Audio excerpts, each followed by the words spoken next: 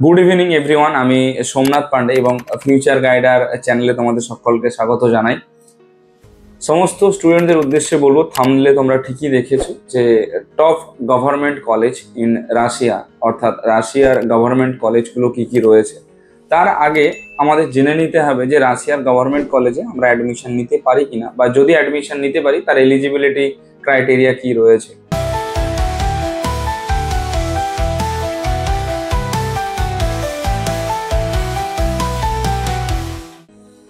সবার শুরুতেই যদি আমরা কোশ্চেনের উত্তর দিই যে রাশিয়ার গভর্নমেন্ট কলেজে আমরা অ্যাডমিশন নিতে পারি কিনা, হ্যাঁ অবশ্যই পারি।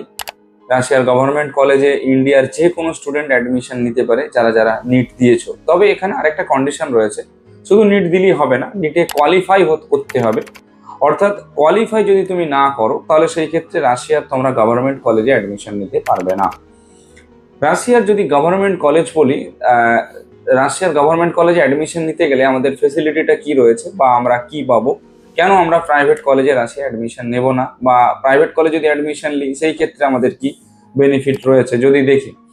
সবার শুরুতেই আমি বলি যে রাশিয়ার গভর্নমেন্ট কলেজের ফিস কিন্তু তুলনামূলকভাবে প্রাইভেটের কলেজের থেকে কম। প্রাইভেট কলেজও অনেক রয়েছে রাশিয়ায়, তো আমরা চিনবো কি করে রাশিয়ার গভর্নমেন্ট কলেজ এবং প্রাইভেট কলেজ কোনটা রয়েছে, তার পরে বলছি যে কেন আমরা চুজ করব। সবার শুরুতে যদি বলি যে রাশিয়ার প্রাইভেট কলেজ তোমার হচ্ছে যে দেখবে লেখা থাকবে ফেডারেল স্টেট ইউনিভার্সিটি, অর্থাৎ ফেডারেল ইউনিভার্সিটি দেখবে লেখা থাকে। আর গভর্নমেন্ট কলেজের ক্ষেত্রে লেখা থাকে দেখবে স্টেট মেডিকেল ইউনিভার্সিটি। সাপোজ যদি আমি একটা কলেজ বলি, ধরো সামারা, সামারা ফেডারেল ইউনিভার্সিটি, তাহলে সেটা হচ্ছে সামারা প্রাইভেট কলেজ। তুই বলি সামারা স্টেট মেডিকেল ইউনিভার্সিটি, তাহলে সেটা হচ্ছে কিন্তু গভর্নমেন্ট কলেজ। প্রাইভেট কলেজ বা পড়ো বা গভর্নমেন্ট কলেজে পড়ো, তোমাদের সুবিধাটা হচ্ছে একটাই, তোমরা যে ডিগ্রিটা পাবে সেই ডিগ্রিটা যখন ওয়েস্ট বেঙ্গলে নিয়ে আসবে প্র্যাকটিস করার জন্য, তখন তোমাদের ডিগ্রির পেছনে লেখা থাকবে যে গভর্নমেন্ট কলেজ থেকে কোয়ালিফাই করেছো। সর্বপ্রথম এইটা।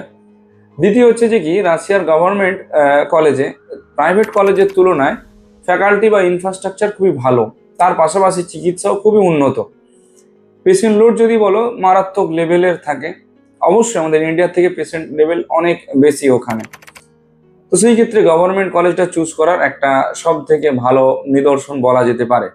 যদি বলি যে গভর্নমেন্ট কলেজের ফিস কিরকম রয়েছে বা কিরকম ভ্যারি করে, টোটাল তোমাদের থাকা খাওয়া দাওয়া 6 বছরের পড়াশুনো, থাকা খাওয়া দাওয়া যাতায়াত সমস্ত কিছু সব মিলে 15 থেকে 16 লাখ টাকা কলেজ রয়েছে, মানে ওখান থেকে শুরু রয়েছে। এবারে তোমরা ওই কলেজও নিতে পারো, ওর থেকে আরেকটু ভালো কলেজও নিতে পারো, আরেকটু ভালো কলেজও নিতে পারো। তো 15-16 লাখ টাকার মধ্যে তোমরা এরকম কলেজ কিন্তু পেয়ে যাবে রাশিয়াতে গভর্নমেন্ট কলেজে। আচ্ছা, যদি বলি যে টপ গভর্নমেন্ট কলেজ রাশিয়ায় কি কি রয়েছে, দেখো টপ গভর্নমেন্ট কলেজ যদি বলা হয় সবার প্রথমে রয়েছে মস্কো স্টেট মেডিকেল ইউনিভার্সিটি, ফিস অনেক বেশি। তারপর রয়েছে পার্ম স্টেট মেডিকেল ইউনিভার্সিটি, সেটারও ফিস অনেক বেশি। তারপর রয়েছে Tver state medical university, Bashkir state medical university, Kabardino state medical university, Samara state medical university, PMKOV, এইরকম আরো অনেক কলেজ রয়েছে। এবং এই যে কলেজগুলো বললাম এগুলো হচ্ছে top government college in Russia, যেখানে তোমরা নিট কোয়ালিফাই করার পর অনায়াসে অ্যাডমিশন নিতে পারো।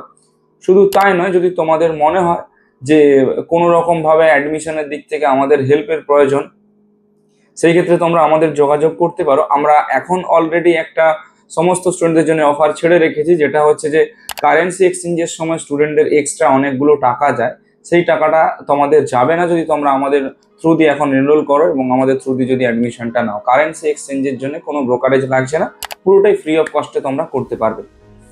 যদি অ্যাডমিশন রিলেটেড কারো কোনো কোয়ারি থেকে থাকে তোমরা আমাদের কল বা হোয়াটসঅ্যাপ করতে পারো, আমরা রয়েছি তোমাদের গাইড করে দেওয়ার জন্য। Thank you.